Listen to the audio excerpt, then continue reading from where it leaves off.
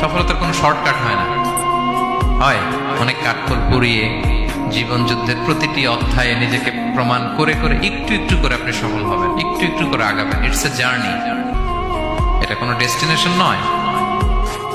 এবং সফল হওয়ার পথ পরিক্রমায় কোনো লিফট নেই, সিঁড়ি বেয়ে উপরে উঠতে হয়। কি বেয়ে? কিন্তু আমরা সফল হতে চাই কিভাবে?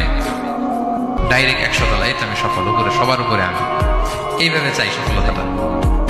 সবার উপরে উঠে যাব, গোল্ড মেডেল গলায় পরাই দিবে, আমরা সাকসেসফুল না। সফলতার রাস্তায় কোনো লিফট থাকে না। কি দিয়ে উঠতে হয়? সিঁড়ি বেয়ে ঘাম জড়িয়ে উঠতে হয়। দেখেন, শুধু আলোর মুখ দেখার জন্য মায়ের পেটে আমাদের কত সময় লাগছে বলেন তো?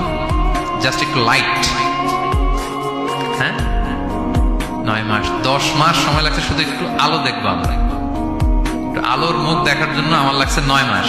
আর এখানে আমরা শর্টকাট খুঁজি, খালি কি খুঁজি? সফলতার কোনো শর্টকাট নেই। অল্প এফোর্টে যারা সফল হতে চায় এরা কোনোদিন সফল হয় না।